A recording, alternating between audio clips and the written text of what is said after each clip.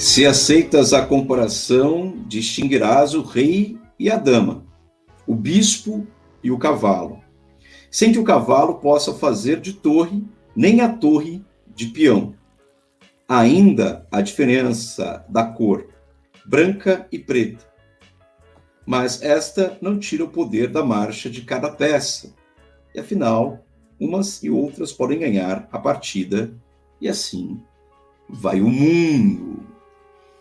É com essa passagem de Esaú e Jacó, do grande bruxo do Cosme Velho, que a gente inicia esse podcast do Redação de Teologia. Vamos falar de Machado de Assis hoje, com um convidado especial aqui, o professor Luiz Gama, o nosso querido, famoso Lula Gama, formado em letras pela USP, FEFELESH USP, latim e português, professor há mais de 2 décadas, e aí já passou pela engenharia, pela administração, é um músico da noite paulistana e um grande estudioso e admirador de Machado de Assis.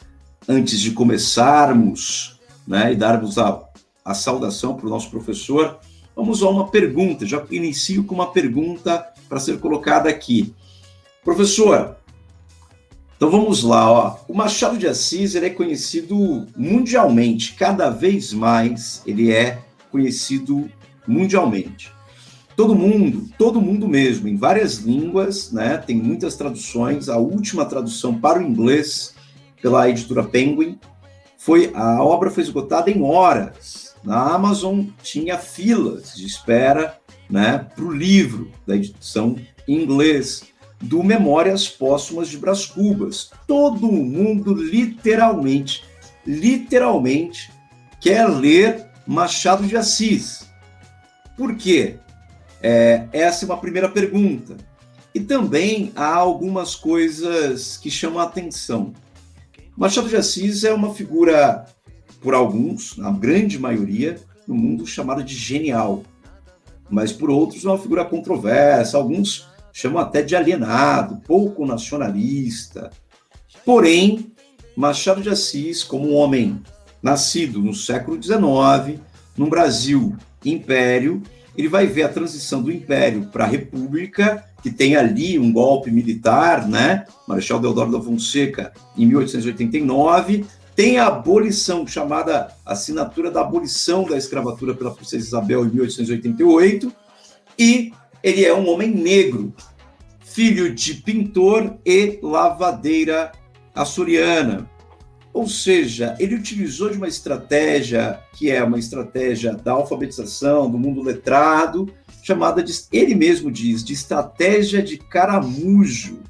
Muitos vão ficar curiosos para saber o que é isso. O próprio Machado de Assis diz, numa crônica na semana comemorativa de 13 de maio, e vai lá em 1893, 5 anos depois da abolição da escravatura, ele adota e declara aos leitores atentos, nessa crônica, ele mostra que um escritor negro que escolhe andar pelas frestas, pelas ambiguidades das relações sociais da burguesia brasileira. E ele não mudou muito o modo como o racismo no Brasil é velado. Mas ali ele diz que o racismo, naquele momento, principalmente no século XIX, final do século XIX, racismo existente. Quem vai falar dessa estratégia de caramujo, e o mais escondido, dos caramujos, o mais encolhido dos caramujos que ele vai falar, é o crítico Eduardo de Assis Duarte e a professora antropóloga Lília Mort Schwartz. O que você acha dessa estratégia de Machado e por que tanto no mundo vem querendo ler o nosso querido bruxo do Cosme Velho? Bem-vindo, professor. A palavra é sua. Salve, Fabrício, professor Fabrício, tudo bem? Que bom.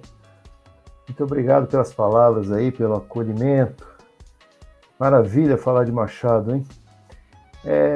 Pois é, você falou como é que funciona, essa história do caramujo, Não é isso? Por que ele é genial, primeiro, Você perguntou por que é genial, O Machado, a obra dele, se você pegar, ela a gente pode dizer que ela tá situada no tempo, de alguma maneira, porque as histórias se dão naquele contexto lá da sociedade brasileira do século XIX.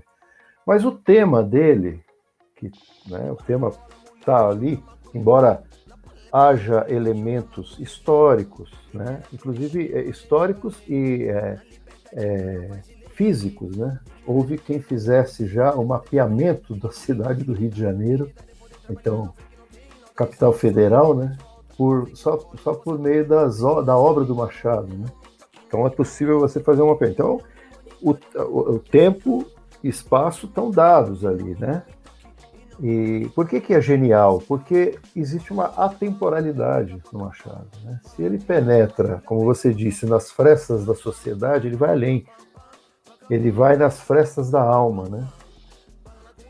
Aquelas personagens tentando se virar no mundo, tentando se situar, tentando se descobrir, questões identitárias mesmo do ponto de vista individual, que estão ali colocadas, né? Então, isso está no Machado. Agora, então, isso torna a obra universal, porque são questões humanas, do ponto de vista psicológico e tudo mais, de autorreconhecimento, de construção, quem sou, né? Essas perguntas não são explícitas, mas elas estão ali o tempo todo, né? E, ao mesmo tempo, existe uma colocação, uma referência às classes, né? As classes sociais.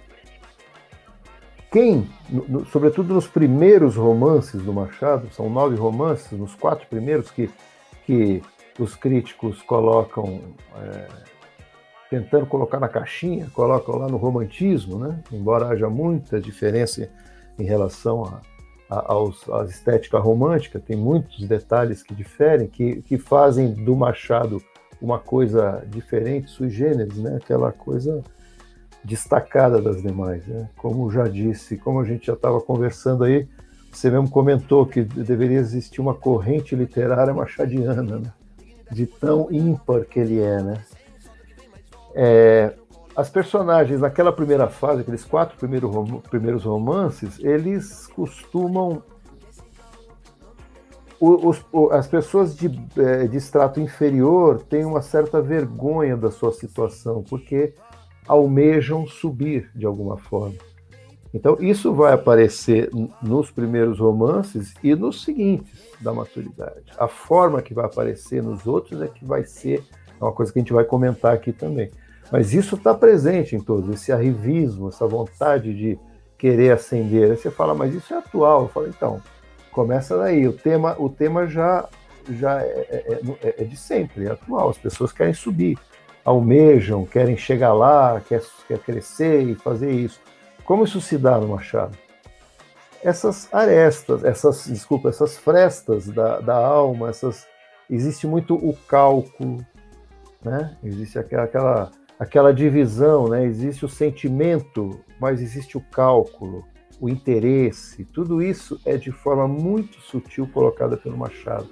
E nessa primeira fase dele, os 4 romances que diferem muito dos romances dos outros, né, do José de Alencar e outros românticos, porque primeiro que nem sempre você tem um final feliz.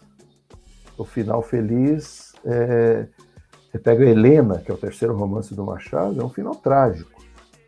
E o que está em jogo ali é a Helena numa trama de aquela coisa de ela descobre que o grande amor da vida dela é irmão, e aí não pode se casar, mas aí ela já está maculada por ter sido favorecida por alguém, ser filha do mesmo pai, mas o mesmo pai adotou, e aí parece que ela planejou tudo. Não é aquilo, mas parece que é. Olha só, tem muito o que é e o que parece ser, né? Não é aquilo, mas parece ser. Então, ela preocupada com a possibilidade da sociedade pensar que ela calculou tudo aquilo para chegar onde chegou, para se casar com seu amor, ela acaba morrendo. Morrendo de quê? Morrendo doente. Morrendo de amor, mas não no sentido romântico, no pior sentido trágico mesmo. Da ideologia, morrendo de vergonha, né? Morrendo de vergonha. Uma leitura, ela fez uma leitura da sociedade que a sociedade poderia fazer dela, né? Exatamente. Então ela morreu dessa vergonha, que é um tipo, né? Um afeto tipicamente da ideologia burguesa, né? Exato. Então você vive para a sociedade, aquela coisa. O Freud mais tarde vai falar de superego, mas a questão é que você vive para o social, né? Você vive muito para o lado externo, então é muito estético e muito para o inglês ver, não é? Você não vive você mesma, né? Então ela ficou preocupada. Isso é muito típico nas obras românticas de língua portuguesa ou mesmo de língua francesa. A gente vai ver também duas personagens semelhantes, que é a Luísa, do Primo Basílio, lá do Eça de Queiroz, e a Emma Bovary, em Madame Bovary, de Gustave Flaubert, na França. Elas também têm essas vergonhas, né? Essa vergonha enorme, que é um sentimento tipicamente burguês, né? Essa coisa de viver de estética, viver de status, viver de imagem, não é? Viver dessa vaidade, efetivamente. E o Machado é um grande crítico. Voltando às perguntas centrais, e te interrompi na sua leitura desses 4 romances iniciais, né? Que você falou que faz uma crítica, que Machado vai pelas frestas, mas também você se deixou escapar aí a palavra arestas, porque também a sociedade tem suas pontas, não é? Ela não é uma circunferência, uma esfera perfeita. A sociedade ela é cheia de arestas, cheia de brechas, fissuras e frestas, não é? E Machado andava pelas frestas. E nessa ele denunciava o sistema por dentro, né? Então ele denunciava essa cultura brasileira e essa cultura da burguesia, a podridão da burguesia por dentro. Seja nos 4 romances iniciais, são esses, né? Yaya Garcia, Helena... O primeiro é Ressurreição, depois é A Mão e a Luva, Helena e Yaya Garcia. Exatamente, que é o 4 ali, que é o romance da transição, da a chamada fase romântica do Machado de Assis, né? A gente estava falando exatamente que Machado de Assis ele está num patamar tão outro, tão ímpar, tão único, né? Tão singular, dificilmente você pode classificar Machado de Assis dentro de uma estética literária como romantismo ou realismo. É uma estética literária própria do Machado de Assis, assim como Shakespeare, a gente poderia calcular. Você estava dizendo, professor, nessa leitura sempre muito atenta e partindo dos personagens, então a pergunta é, por que o mundo se interessa tanto por esse escritor brasileiro neste momento, não é? E nos últimos 50 anos aumentou. Antes o Machado de Assis era até mesmo odiado por Drummond. Depois que o Drummond entendeu a estratégia de Caramujo e a genialidade de Machado de Assis, ele se rendeu pedindo desculpas. Tem um poema em que ele faz referência a esse bruxo do Cosme Velho, sobre a Casa 18 e vários personagens da obra machadiana. Então, onde está esse chamariz, essa coisa que chama a atenção, que nos convida para ler Machado de Assis, seja inglês, francês, espanhol, alemão, russo, né, português? O que tem nele que o mundo está, né, louco, né, para consumir Machado de Assis? Então, eu acho que tem um processo nesses 100 anos, né, mais ou menos, um pouco mais de 100 anos, de consolidação, porque primeiro tem uma fase desse processo mais inicial, até durante algumas décadas, existem críticas, coisas controversas comparando a figura, a pessoa humana, né, a figura humana, o caráter humano do Machado, o homem Machado e o escritor Machado, a obra. Então esse embate, que acabou dando lá um embate entre ele e o Silvio Romero, que nós vamos falar aqui, que ele é sintomático de uma coisa muito além de duas opiniões divergentes na mesma época, de um duelo entre dois grandes da época, porque o Silvio Romero também era um grande da época, não era um crítico, né, mas era um cara muito respeitado e tal. Mas então, os ecos disso aí duraram algumas décadas. Então, essa coisa controversa e tal. Agora, acho que, meu ver, tem dois aspectos aí. Um é a universalidade da temática de Machado, que está no tema. É a universalidade, essa coisa da alma humana, da referência de si próprio, né, de reconhecimento, e tá toda essa questão da identidade, está tudo colocado no Machado. E, além do mais, tem a linguagem. A linguagem, existe uma relação muito estreita entre a linguagem, entre a forma e o conteúdo, no caso do Machado. Isso é muito forte. Uma parte da sua genialidade vem daí. Quando a gente ouve falar que, peraí, as narrativas do Machado na sua fase mais madura, a partir do Memórias Póstumas, e o Memórias Póstumas deixou, na época, durante um bom tempo, o pessoal sem chão ali, aquela fragmentação, aquelas digressões, mas umas digressões assim, em que ele conversa com o leitor, e ele pergunta para o leitor, aí, será que o leitor gostou? Claro que o leitor não vai responder para ele, aí ele fala, bom, se você gostou, tá tudo certo, também se não gostou, meu amigo, o negócio é o seguinte, aí ele já faz uma piada, e aí ele cria uma teoria para justificar uma ação, uma arbitrariedade, ou alguma coisa de tipo vaidade, coisa desse tipo, assim.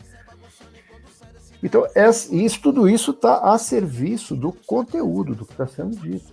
Então, ao contrário do que muita gente diz, de que ele é um alienado porque ele não trata do tema escravidão diretamente, ele pega esses elementos de disfarce a partir de um olhar de dentro da elite carioca brasileira, porque ali você está na capital federal, você tem o Brasil ali sendo configurado, e ele pega por dentro. Por que ele pega por dentro? Porque ele teve esse olhar. A vida dele foi uma ascensão, ele conhecia, ele tinha relações pessoais e profissionais com gente da elite, né? Ele, inclusive, conseguiu cargos públicos de alto nível e tal. Ele transitava na nata da sociedade, então ele conhecia a ideia do caramujo, que depois você vai explicar direitinho aí, que é isso aí, é o olhar de dentro. Então, o olhar dele não é de quem está do lado de fora, como um negro que ele era, reivindicando, protestando e fazendo uma obra, por exemplo, como um Lima Barreto, né, que era muito mais engajado politicamente nesse sentido, de a obra fica muito mais explícita, a causa. O Machado não trata disso. Inclusive, os dados históricos do Brasil são dados. O John Gladstone é um inglês, né, brasilianista, que tem uma obra sobre o Machado.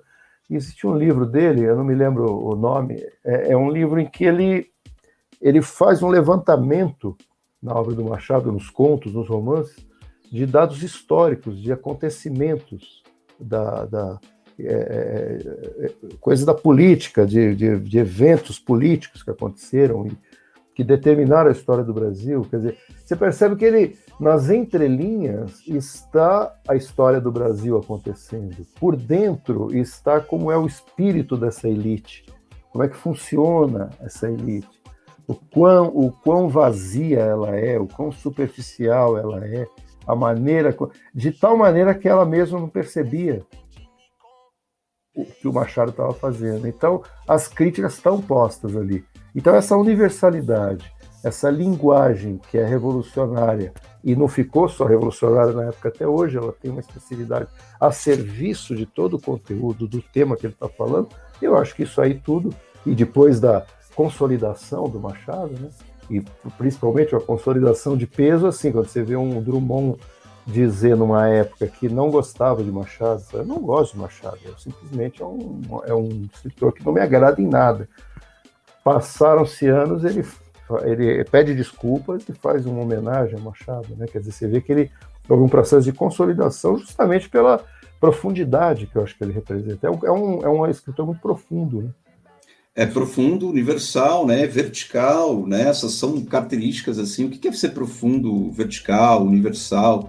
e essa linguagem que conquistou os leitores da época, né? Então ele trabalhava com a questão jornalista, ele foi jornalista, né? Então ele tinha técnicas jornalísticas de linguagem também, dialogando com Lee, era um leitor em várias outras línguas, né? Um autodidata, então ele sabia muito bem, era um jovem negro, escritor no século XIX, em que o Brasil não era, o Brasil era império, a crescer ali naquela época era muito difícil. A gente tinha grandes movimentos abolicionistas acontecendo, Castro Alves, né? O próprio Luiz Gama, né? Um jurista, advogado, ou mesmo, entre outros personagens importantes, André Rebouças, engenheiro André Rebouças. O José do Patrocínio era um abolicionista que criticava o Machado. Exatamente pela não postura do Machado, no sentido engajada. Nessa postura engajada naquela época, mas ele tinha uma estratégia. Essa estratégia é a famosa estratégia de Caramujo, a qual ele estava ali. O Machado não ficou rico, não é? Ele não se transformou em... Ele não fez parte da... ele morreu numa casa alugada. Então, dificilmente de Lima Barreto, diferentemente, né, de Lima Barreto teve uma formação negro também no final do século XIX, mas já mais tardiamente, e o final do Lima Barreto é pior, porque ele é internado, né? Sim. Questão com problema com álcool. E dizem historiadores que a sociedade brasileira não aceitaria dois negros tão geniais no mesmo momento. Pois é. Né? E foram ali, um muito próximo ao outro. Agora, tem uma biografia feita pela Lilia Mock Schwartz, onde um capítulo ela vai falar justamente dessa estratégia de Caramujo e vai fazer as aproximações entre Machado e Lima Barreto. É o Triste Visionário. Essa é a biografia sobre o Lima Barreto. Nessa construção do universal e da linguagem, eu acho que há uma outra coisa, há várias outras coisas que a gente pode pontuar, a gente não pode deixar escapar, é a visão exotópica de Machado de Assis. O que é essa visão exotópica? Exo já está dizendo que é fora, né? Fora do lugar, em vários sentidos, nas ambiguidades mesmo, né? Ele conseguia se deslocar no tempo e analisar a sociedade de fora, como se fosse um narrador onisciente mesmo, e se colocando e criando esses personagens que tinham trejeitos, traços, marcas, estereótipos. Não eram personagens com olhos verdes, ou azuis ou castanhos. Dificilmente você vai falar qual é a cor dos olhos de Capitu, né? Um romance no final do século. Qual é a cor Ninguém se questiona qual é a cor dos olhos de Capitu, mas sim pelos traços marcantes da descrição oblíqua e dissimulada, olhos de cigano, oblíqua e dissimulada. Então, quer dizer, ele traz a característica psicológica, né, do trejeito, do gesto, não é? E não simplesmente marcado em questões fenotípicas. É uma estratégia machadiana genial, por isso ele vai no universal da coisa, não é? Ele vai no universal da coisa, porque ele vai na questão da alma humana, que é o universal da coisa. Então, característica exotópica. Sai dessa sociedade e analisa. Uma outra característica que está ligada a essa exotopia, não é? É a quebra da quarta parede, já mencionada por você, com outras palavras. Quando ele dialoga com o leitor, ele chama o leitor para o diálogo. E o diálogo que ele chama o leitor para fazer, o Machado escrevendo, né, como o narrador, né, ele está fazendo, ele chama o leitor, meu caro leitor, minha cara leitora, não precisa ler esse capítulo, ele não traz nada. Na verdade, é uma grande brincadeira dele, não é? Pedir para um leitor que está lendo com afinco um capítulo, vamos pegar vários capítulos são importantes, vários livros são importantes, e ele usa dessa técnica, né, de diálogo, da quebra da quarta parede, e você é impelido a conversar com ele. Tem um capítulo em que ele fala, no Dom Casmurro, por exemplo, uma obra clássica, né, já da chamada fase realista machadiana, em que ele vai... é o capítulo que ele se apaixona definitivamente pela Capitu, que é um capítulo que acho que é o capítulo 32, Olhos de Ressaca.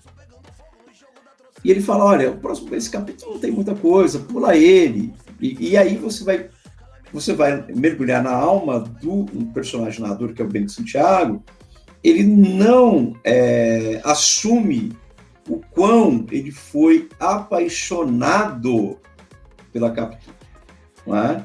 Porque a gente sabe o final do romance, que acontece, né? Capitu morre na Europa, o filho dele também, o filho, né, dos dois, que ele supostamente acha que é um filho bastardo, isso é uma coisa da cabeça dele, mas ele tem vergonha do amor que ele sentia pela Capitu. E aí o Machado, inteligentemente, na escrita e na técnica escrita, vai lá e coloca no capítulo Olhos de Ressaca, são 2 capítulos, Olhos de Ressaca, não é? O capítulo Olhos de Ressaca, no qual ele vai se apaixonar pela Capitu, ele vai lá pentear o cabelo dela e olha nos olhos dela, e um outro capítulo também, propositalmente, Olhos de Ressaca, em que ele se desapaixona, na verdade. Ele fica odiando a Capitu, porque é o velório do amigo dele, o Escobar.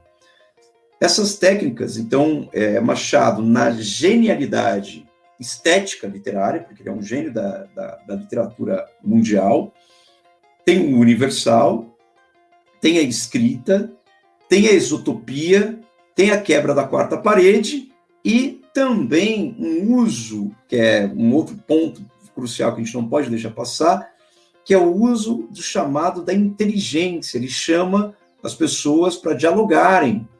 E você vai dialogar com ele pela tua inteligência. Em nenhum momento ele vai chamar para você dialogar pela tua estupidez, pelo contrário. Olha só isso daqui. Então, aquilo que é chamado de ironia fina, para nós, que a gente, pessoas negras no país, né, 56% da população brasileira não são afrodescendentes, né, assim como eu, quando a gente vai analisar Machado de Assis é chamado de ironia fina para alguns professores, alguns pesquisadores. Para a gente vê que ele está tirando, ele está denunciando na cara dura e ninguém está notando. Para a gente, a ironia dele é bem grossa e bem evidente, não é? Que é um jogo de entendimento que, olha, vocês estão aqui amarrados nessa ideologia burguesa e eu vou mostrar para vocês como vocês são amarrados nisso, em personagens como você sabe muito bem. A gente vai falar de Quincas Borba, a gente vai falar de Rubião, né? A gente pode falar aquela passagem que o professor adora, né? No início, ali o capítulo 1 e o capítulo 2 de Quincas Borba, ou o vazio existencial, o vazio niilista, esse personagem vazio, burguês, patriarcal, branco, que é o Brás Cubas, não é? Então quem ele é? O que ele fez na vida? Ele tinha amante, não fez nada, ele sonhou com um emplasto, ele sonhou com uma teoria do humanitismo, né? Construiu uma teoria do humanitismo por status. Machado é tão genial, que ele está no mesmo, né? Tem um prêmio Nobel, o único prêmio Nobel de literatura em língua portuguesa é José Saramago, não é? Escritor português, José Saramago. Machado é tão genial que na obra do José Saramago, o Fernando Pessoa, que é outro gênio da humanidade, da língua portuguesa, ele tem heterônimos. E o único heterônimo que o Fernando Pessoa, ele fez data de nascimento e morte para todos os heterônimos. Biografia legal, assim, né? Você pensa que quem é que existe nessa história? Exatamente. Né? Um médico, outro engenheiro, né? Outro filósofo, escritor. E aí, um deles, que era um médico helenista, que é o Ricardo Reis, o Ricardo Reis invejava os deuses. Qual era a inveja do Ricardo Reis? A imortalidade. Ele invejava a imortalidade. E o Fernando Pessoa não matou o Ricardo Reis. O Fernando Pessoa morreu e o Ricardo Reis ficou sem data de morte. Tanto é que o Ricardo Reis vem ao Brasil. Quem mata o Ricardo Reis, numa intertextualidade, é o livro O Ano da Morte de Ricardo Reis, escrito por José Saramago. Olha a genialidade, a intertextualidade de gênios. Saramago dialogando com o Fernando Pessoa. O Machado, ele deixou um espectro que nos ronda até hoje. Porque quem escreve o livro de Memórias Póstumas é o Brás Cubas. Onde ele está? Ele está no céu, no inferno, no purgatório? Não, ele está rondando a sociedade até hoje. Ele é um espectro que ronda a sociedade, não é? É uma fantasmagoria, um fantasma. Esse fantasma é um espírito burguês. É um espírito burguês. Então, Machado tem algumas marcas, essa exutopia, essa leitura crítica, fina, cortante, vertical, como você bem disse. Agora, o traço... Uma Perdão, coisinha, claro. Eu que peço perdão, que eu invadi aí. É que você falou dos caprichos do Brás Cubas, tem um que é interessante, que o pai dele descobre que ele ficava enchendo ele era apaixonado pela Marcela, que estava interessado só nas coisas. Na fortuna do dinheiro, na fortuna, no dinheiro, e ele ficava dando dinheiro, dando presente, dando joias, e o pai descobriu, cortou a mesada, e falou: agora você vai estudar, vai aprender a ser homem, vai lá para. Você acha que vai para Coimbra, né? Foi para Coimbra, foi para Portugal. Coimbra, olha só, vai para Coimbra estudar. Para estudar, ele fala assim, bom, ele voltou para o Brasil e fala assim, bom, eu me formei, tá certo que não com tanto brilho, né? Eu aprendi alguns artigos de leis lá para poder ter na língua, umas citações em latim só para, ou seja, é essa superficialidade do burguês, né? Que essa superficialidade que o próprio Bento Santiago no Dom Casmurro também é formado em direito, mas você não vê ele defender nenhum auto, não tem nenhuma defesa, nenhuma peça do direito. Tem aquele trecho do Trapézio e Outras Coisas, capítulo 17 do Memórias Póstumas de Brás Cubas, aquele trecho que você citou a Marcela. Marcela era uma prostituta, né, que foi o primeiro amor da vida do... Primeiro amor. Quer dizer, o amor é um amor comprado, né? Da vida do... E aí tem aquela passagem maravilhosa que a gente estava rindo agora há pouco, lendo, né? Marcela amou-me, né? Amou-me durante 15 meses e 11 contos de réis. Nada menos. Ou seja, ela tirou, quer dizer, nada menos, ela realmente tirou o dinheiro dele. Se o pai dele não manda ele para Coimbra, né, que era uma moda da época, ele acabava com a fortuna do pai, né?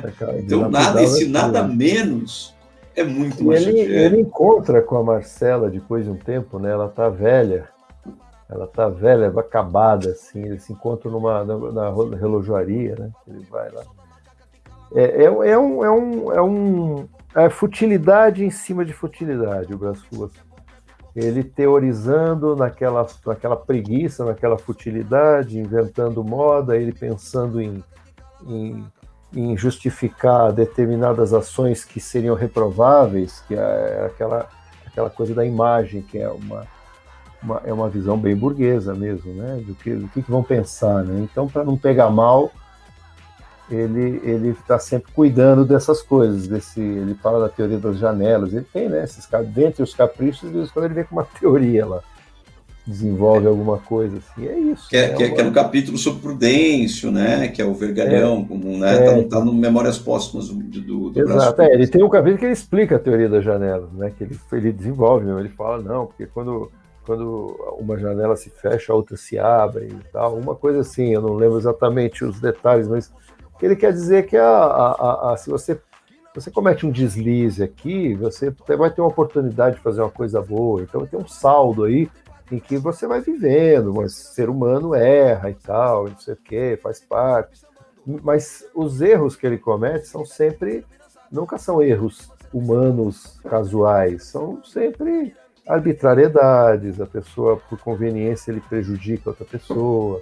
É um sujeito que não tem ética nenhuma com nada. Ética nenhuma. Mesmo. Né? Mau caráter, má formação de caráter, típico burguês, né? E você fica... Ele vai contar a própria vida, né? Como a própria morte, ele começa pelo leito de morte. E essa novidade de escrever o texto sendo o defunto autor, escrever um texto ali dentro do realismo em primeira pessoa. Isso também é uma outra marca de genialidade machadiana, não é? Esse romance é em primeira, né? O segundo dessa fase é o Quincas Borba, já é uma terceira pessoa, aquele em primeira, narrador. E o Dom Casmurro é em primeira. Isso, aí que ele volta no terceiro romance dessa fase, em 99, né? Com Dom Casmurro em primeira pessoa, que aí é fundamental a primeira pessoa. Ali é fundamental, é a marca, né? Fundamental da psicopatologia, né? Enquanto o mundo patriarcal questiona se Capitu traiu ou não, mas a questão não é essa. A questão ali é a questão de um narrador em primeira pessoa narrando só o seu ponto de vista, né? Ele está lá no final da vida, numa casa parecida com a casa de Mata-Cavalos, da rua de Mata-Cavalos, onde fora criado, e está falando do grande amor da sua vida, da adolescência, da infância, sua vizinha, e aí esses ciúmes doentio, nessa psicopatologia, que é muito típico do amor romântico, né?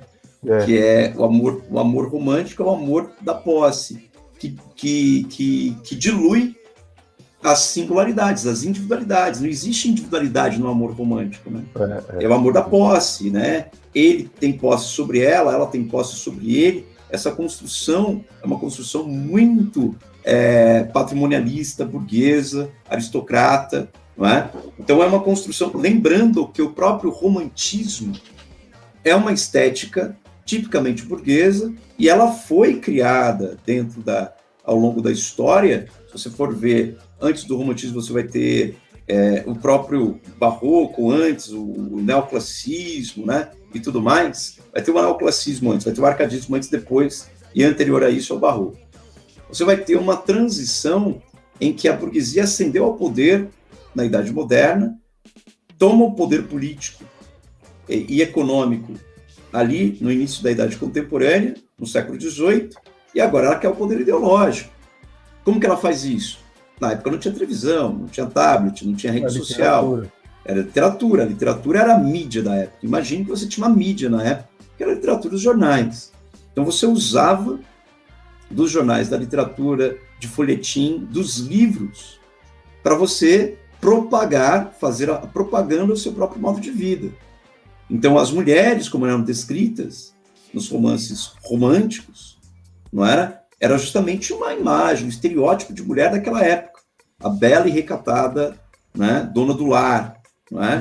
Tanto é que a Helena, a Louise e a Madame Bovary, elas vão sofrer porque tem a questão de não poder amar aquele que elas amavam. Elas eram livres. Não é? Então, duas delas cometem adultério, que é a Luísa do Primo Basílio e a Cid Queiroz, e Emma Bovary. Helena não. Helena sofre vergonha, e a questão da superficialidade das relações, burguesas, dessa podridão de laços afetivos sendo feitas por status, por vaidade. E Machado de Assis está denunciando isso.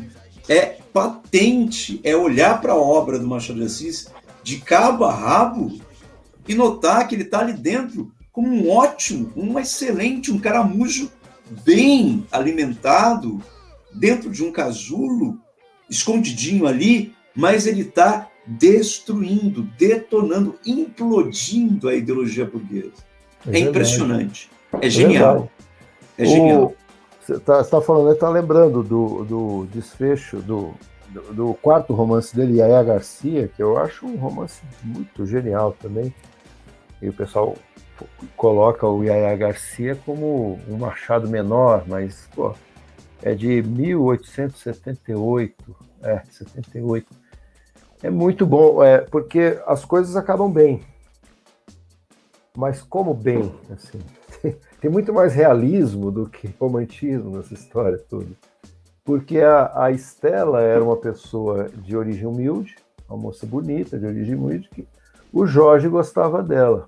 Um rapaz de uma classe superior lá, né? Um status social mais elevado. E a Valéria, que é a mãe do Jorge, não gostava da Estela. Falou, essa Estela não, essa não é mulher para meu filho tem que fazer... Para afastar o Jorge, ela arruma um jeito de convencê-lo a ir para a Guerra do Paraguai. Aí ele volta com... Olha só que loucura. É muito... Por causa de imagem. Meu filho vai se casar com uma mulher de uma classe inferior, é melhor que ele vá para o Paraguai, vai dar tudo certo, ele vai voltar como herói de guerra. E, de fato, ele volta como herói de guerra. Mas, manda o cara para uma guerra. Ela achava muito mais... Isso é uma ironia, né? Isso é uma... fica na história, você vai lendo, se você não presta atenção, você fala, existe isso, a coisa da guerra e tal, defender a pátria, aí os caras ficam falando de pátria, não sei o quê, blá blá blá, aquela coisa de defender o Brasil, tudo bem, estão lá os valores. Mas o curioso é que a Estela, nesse meio tempo, acaba se casando com um sujeito que era viúvo, é o Luiz Garcia, se não me engano o nome dele. Ela se casa com ele, o sujeito mais velho, que aquilo vai dar uma estabilidade. Ou seja, a Estela conseguiu não ir para uma classe alta, né, elite, assim, mas um sujeito que estava com a vida estável, era um viúvo, tinha uma filha adolescente, tá tudo certo, ela deu uma ajeitada na vida, então tá tudo certo. A Estela ela até tinha alguma coisa pelo Jorge, mas tinha sogra e tal, ela não encarou essa situação. Bom, ela casa com... Quem é a personagem principal do livro? O nome do livro é Yaya Garcia, é a Lina Garcia, filha do Luiz Garcia, né? Que está adolescente, aí vem a madrasta, convive, tal, tudo certo, o adolescente gosta da madrasta, elas se dão bem. E num determinado momento, essas coisas do Machado é que são... o Jorge, quando estava apaixonado pela Estela, mandou uma carta para o Luiz Garcia, que era um amigo, assim, né? Dizendo da paixão dele pela Estela, mas não disse que era a Estela. A paixão, que ele estava a ponto de quase se matando, e pá, aquela coisa avassaladora, e não sei o quê, bebê. E um dia o Luiz Garcia está lá em casa, aquela coisa caseira, está lá com a esposa, com a Estela, com a filha de 15, 16 anos, que é a Yaya Garcia, ele está lá revisitando o seu baú de coisas velhas, vendo que tinha lá as cartas e não sei o quê, descobrindo e vendo coisas antigas e tal. Ele achou essa carta e mostrou para a Estela. A Estela vê, ele lê um pedaço da carta e fala, olha que interessante, minha querida, mostrando assim como uma coisa... Quem diria que o Jorge já teve uma paixão, um segredo, né? Eu havia me esquecido disso. A Estela acha que o marido descobriu alguma coisa desse segredo do passado e que está fazendo um jogo. Ela fica desconcertada com a carta. E o marido não percebeu, porque ele não está fazendo jogo nenhum. Ele simplesmente se virou para o baú e continuou. E a Estela ficou desconcertada. A Yaya Garcia, que era uma adolescente, era muito mais menina que mulher, né? Percebeu no olhar sempre o olho, sempre os olhos, né? Não a cor dos olhos, mas a alma, né? O Machado sempre os olhos, né? O ápice lá é os olhos de ressaca da Capitu, mas sempre os olhos. Ele sempre descreve os olhos, o olhar que faz isso, a alma e tal. E em todos os romances aparece isso. Em algum momento ele fala em algum ou vários, dependendo. Ela percebe pelo olhar que tinha alguma coisa e que tinha um segredo, e que ela dissimulou. A saída que ela teve ali na hora, ela dissimulou. E aí a Yaya Garcia percebe esse jogo, e ali ela vira mulher. A coisa é muito... Essa chave vira-se, ela entende o jogo. No fim das contas, ela acaba ficando com o Jorge. Tudo acaba bem. Acaba tudo bem, como se fosse um romance romântico. Mas de que forma que tudo acaba bem, né? Passa por interesses, por cálculos, por coisas assim tão muito fortes. Assim, é o último romance, é muito bem feito, né? O Memórias Póstumas, que vem a seguir, que é de 81, ele já surge como uma espécie de uma resposta ao que estava acontecendo. Em 1870 havia surgido a Escola de Recife, né? Que era o Tobias Barreto, Araripe Júnior, o Silvio Romero, o Capistrano de Abreu, tinha uma série de... E era um pessoal que tinha... eles estavam muito... imbuídos daquele espírito positivista, o cientificismo, aquele evolucionismo alemão, aquela coisa toda. Eles estavam... E as críticas que eles faziam, o ponto de vista deles era muito do estudar a sociedade e tal, sob esse ponto de vista do positivismo, né? Então eles tratavam literatura e coisa assim de uma forma um pouco superficial. Eles procuravam quais obras que estavam engajadas em maior ou menor grau nas causas que estavam postas ali da sociedade, mas a leitura de literatura era um pouco superficial. Isso incomodava um pouco Machado.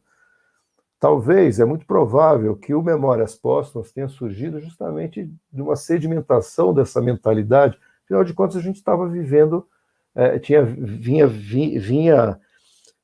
tinha surgido também a própria corrente literária naturalista, né, Luiz de Azevedo, com coisa em cima do naturalismo lá europeu, do francês, né, do Zola, Émile Zola e tal.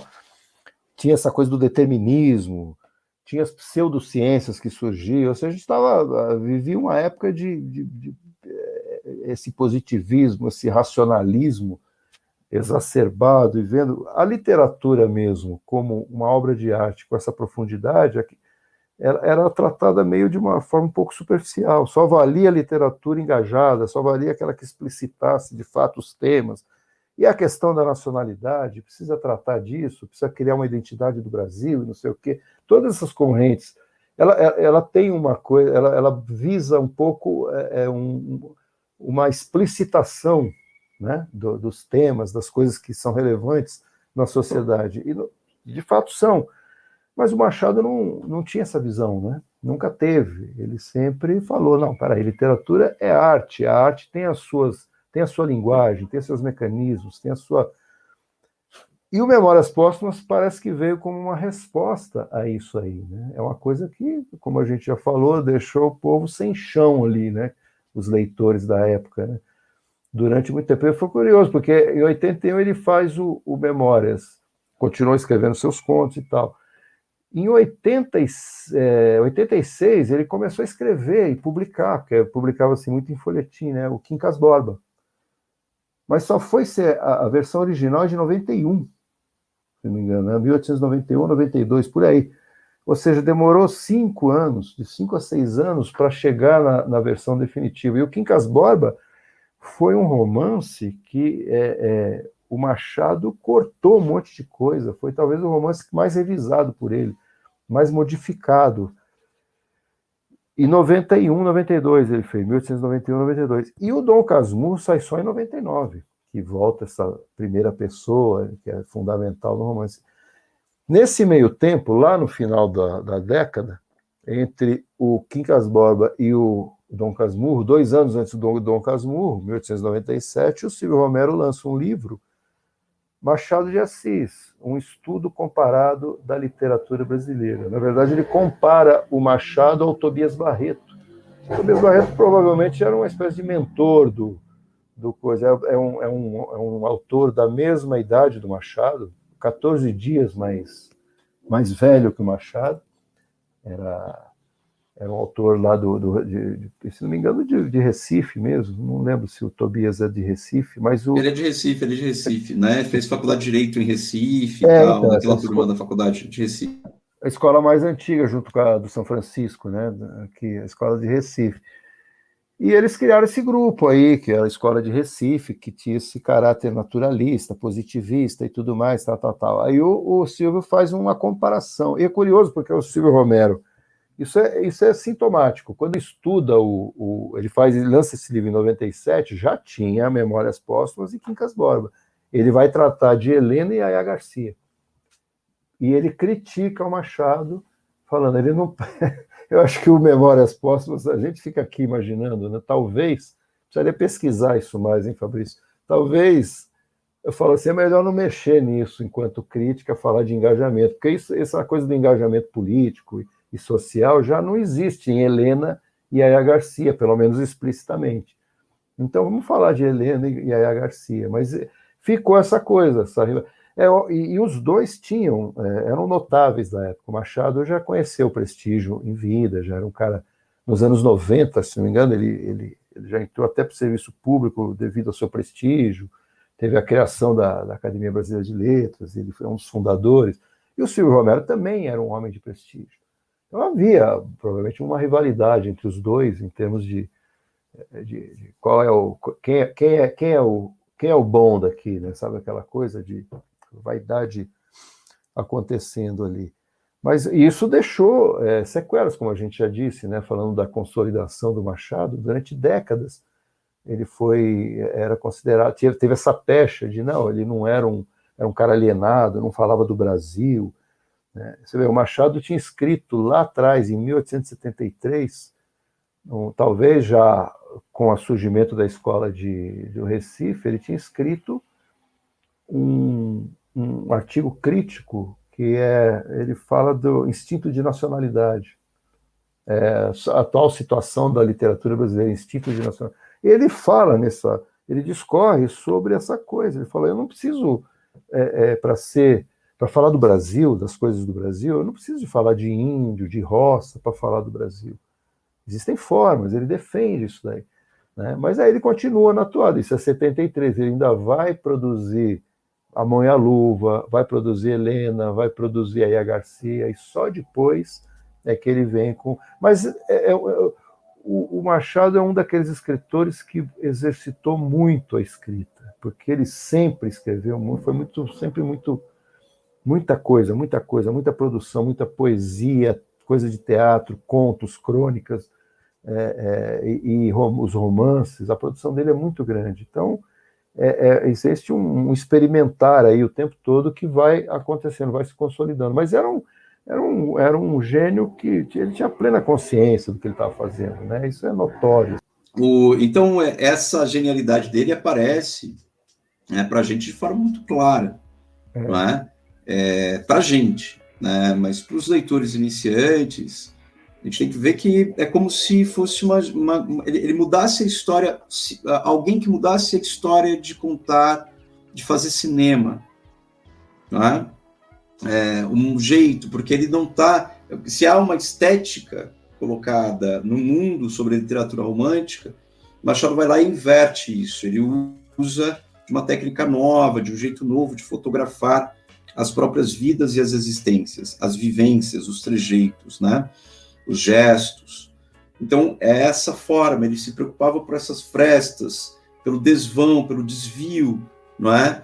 E ele deixava isso, e a genialidade ali, na escrita, ela está muito marcada naquilo que é o suprassumo da obra machadiana, a meu ver, não sei se você concorda, professor, que são os contos machadianos.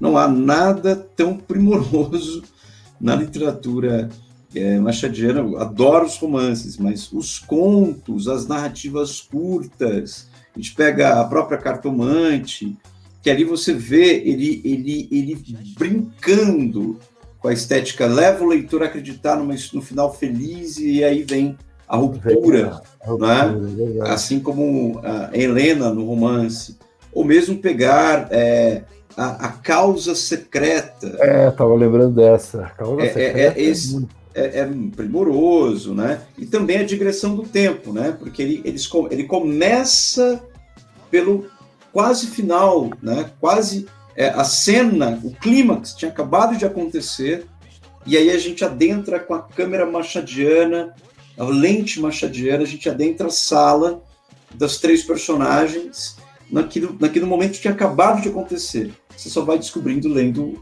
o conto ali, que tem 5, 6. Aí ele retrocede, exatamente. Retrocede, é impressionante. Essa construção de digressão do tempo, não só da digressão psicológica, não só da digressão dos sentimentos, mas essa questão da digressão do tempo, né? É uma narrativa psicológica, é uma cronologia psicológica. Isso é muito marcado em Machado, isso em pleno século XIX. Além da lente machadiana, está ligada também à fotografia, que era um advento novo. Então ele fotografava instantes, e o leitor atento vai ficar, na hora que você passa para ler as obras, você vai ficar impactado. Outro conto que chamaria atenção, além da Causa Secreta, a Cartomante, é Pai contra Mãe. Eu nunca li um romance, nunca li um conto de tanta violência simbólica, física, psicológica e racial, e também violência de gênero. Pai contra a mãe, tá tudo ali, tudo ali, tá? É impressionante. A questão tá o Brasil tristemente ali na questão de como o Cândido Neves vai recuperar, que é o nome dele, né? Que é o cara que vai trabalhar como aquele que recupera escravos, e ele tem que recuperar uma escrava que ela está grávida, então ela foge. E aí a cena de pai contra mãe é impressionante, porque ele tem um filho pequeno e ela está grávida, né? Então está sendo recapturada novamente. Então é de um contraste de tamanha violência simbólica, racial, de gênero, violência física, é muita coisa marcada ali. É um conto curto também dos últimos contos. Condensado, né? É condensado. Agora, como não dizer que Machado não denunciava as questões? Como não dizer? Você lê um conto desse e fala assim, meu Deus! Tem um conto que é... Ele é meio cômico até, né? Porque é engraçado, é um homem célebre, mas ele diz muito da sociedade brasileira. Que o Pestana era um compositor em que ele tinha lá os grandes mestres europeus, Beethoven, Mozart, Bach, não sei o que lá, e ele queria fazer o grande concerto, a grande música de concerto, a grande sinfonia, meio no estilo dos caras. E ele ficava lá tentando, era um músico, experimentava, fazia, compunha. Aí o que saía eram polcas brasileiras. A polca é uma música que vem da Europa também, né? A polca, dentro daquelas músicas dançantes, você tem a valsa, a mazurca, o scott, a polca e outras coisas que vieram da Europa. E a polca foi aquela que, nas Américas, né? Ela teve um desdobramento junto com a cultura negra e deu no que deu, né? Você tem desde o ragtime nos Estados Unidos, a salsa na América Central, lá em Cuba, você tem os boleros, você tem o samba que surge ali, o choro no Brasil, que antecede até o samba, tudo isso misturado, né? E a polca tem uma graça, né? Uma música brasileira, a polca já brasileirada mesmo, ela tem uma graça. E o Pestana queria fazer a sinfonia nos moldes europeus, e sair uma polca. E o pior, a polca que ele produzia, ele falou, pô, saiu mais uma polca, tudo bem. Ele escrevia e vendia lá, publicava, né? As pessoas naquela época tocavam e não sei o quê. Ele passava na rua e ele via as pessoas assobiando a polca dele. Era um sucesso absoluto. Todo mundo assobiava, e ele fica, em vez de ele ficar feliz, ele ficava bravo, porque ele fala, não era isso que eu queria. E ele tenta, e vai indo por várias tentativas, olha que interessante, aquela coisa da superficialidade, né? A mulher dele morre, ele se casa, e tem toda uma história, a mulher é cantora, e vai indo, aí ele se casa, e depois a mulher morre. Ele fala, agora vai sair um Requiem, que tal um Requiem em homenagem à minha mulher? Quer dizer, você vê que ele está mais preocupado com a composição da obra do que propriamente ficou triste porque a mulher morreu, né? E não consegue, sai mais uma polca, acaba saindo mais uma polca. E no final das contas, ele está doente, tem um monte de coisa que acontece, eu estou resumindo aqui só os pontos que mostra essa mentalidade burguesa mesmo, né? De vale mais, vou aproveitar, vou fazer uma coisa, a minha mulher morreu, que tal? Aquela mentalidade meio romântica, burguesa, né? Como ele sofre, olha que bela pele, ele imaginava isso, né? O sofrimento. Mas enfim, a mulher dele morre, ele não consegue fazer, e vai. Chega no final da vida dele, que ele está já doente, na cama, encomenda, ele fazia muita música de encomendam uma música para um partido, eu não me lembro se era republicano ou qual que era o outro partido lá? Eu esqueci. Liberal republicano. Ele faz para um, e aí os caras reclamam de alguma coisa, eu não me lembro direito. Eu sei que ele fala, bom, eu posso fazer. Aí ele assume um lado político, mas aí ele faz uma polca para um e para outro, para contemplar os dois lados. Quer dizer, ele mostra bem a superficialidade e a coisa da própria política brasileira, que era mais ou menos, o liberal republicano era mais fachada do que propriamente... Era o conservador... Era o conservadorismo nos dois, né? Nos dois partidos. Nos dois, né? Então, era o conservador, não era o democrata, mas a questão ali é a superficialidade de novo desse personagem, né? Um homem célebre, e procurando sempre esse status novamente, como marcação, né, de vida existencial, é o ter, é o parecer ter. Quando você fala assim, mas é uma coisa típica daquela época, não, coisa típica de hoje também. De hoje, exato. Né? O famoso isentão, né? O famoso isentão. Mas é que, como disse um amigo meu outro dia, falou, eu queria tanto que o século XIX acabasse, porque a gente vive ainda sob a égide do romantismo, né? Na verdade, só você olhar as novelas, as coisas. Mas para acabar o século XIX, a gente vai precisar de muita coisa. A gente está no século XXI, para acabar com esse século XIX, a gente tem que rever um monte de coisa e ler Machado de Assis. Ler Machado de Assis. Ler Machado de Assis. A gente chegou aqui a 1 hora de podcast, nossa conversa saborosa sobre Machado de Assis. 1 hora de gravação aqui, podcast, né, sobre as estratégias de Machado de Assis, esse gênio, esse mestre da literatura brasileira em língua portuguesa, porém um mestre universal, né? Atinge os píncaros da universalidade humana, corta, né? Fatia, mostra pelas frestas, as arestas, as fissuras, né? As brechas e tudo mais. Isso. Dessa sociedade e da alma humana, né? Ambos, né? A alma e sociedade. Dois, ele penetra mesmo no ser humano. Por isso literatura, né, professor? Por isso literatura. Literatura, um passo sempre à frente. Literatura, quem lê, compreende melhor o mundo. Se nós lêssemos Machado de Assis, talvez nós tivéssemos saído do século XIX, como o seu amigo bem, né? Mas vai levar tempo. Vai levar tempo. Uma coisa importante, Fabrício, desculpa, é que eu acho que é importante como ler. Uma coisa que tudo é um percurso, né, que a gente faz, né? Durante boa parte da minha vida, eu li... sabe aquela coisa, você lê e fala, bom, eu preciso acabar esse livro para ler outro. E tudo bem, você pensar em ler as coisas, né, em quantidade e tal, tudo bem. Mas a qualidade, a maneira de ler, essa ansiedade de leitura, ela precisa ser controlada, porque quando eu passei a ler curtindo, e o Machado te dá isso, né? Você lê tudo, relendo, retomando, pegando as entrelinhas, saboreando. Essa leitura é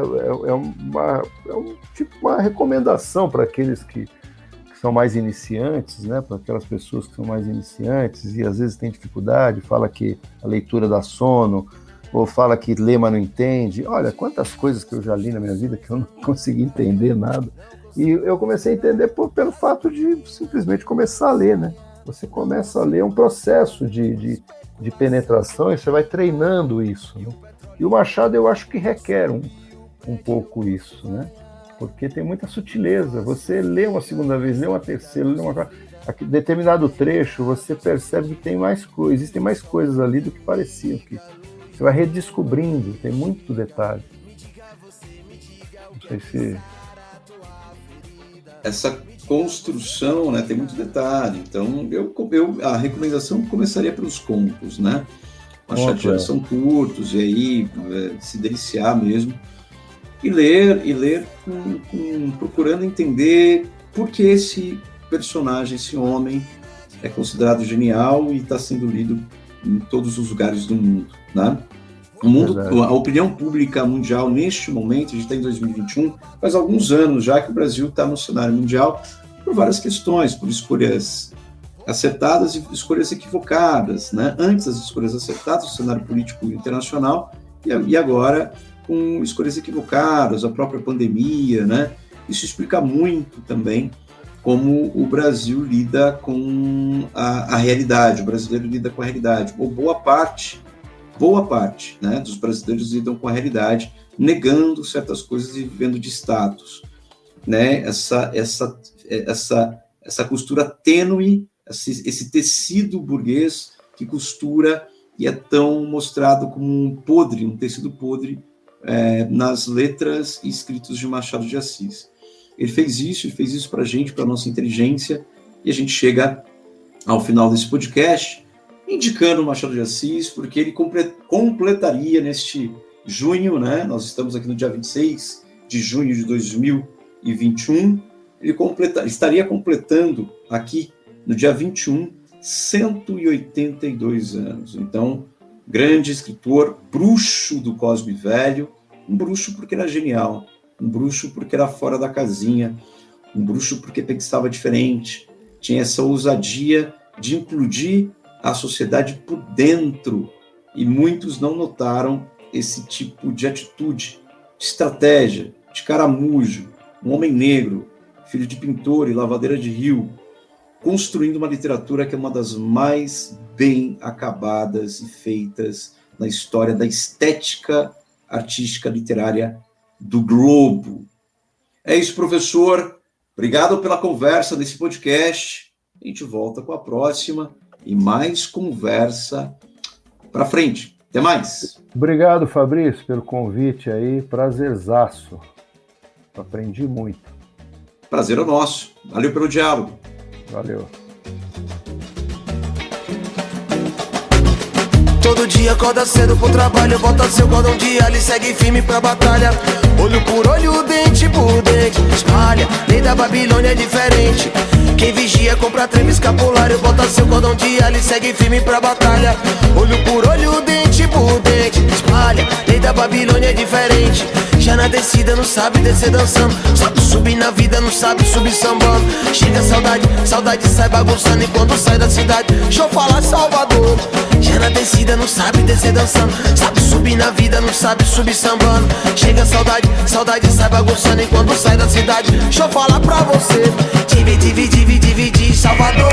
Diz em que cidade que você se encaixa, cidade alta, cidade baixa. Diz em que cidade que você divide, Salvador. Diz em que cidade que você se encaixa, cidade alta, cidade baixa. Diz em que cidade que você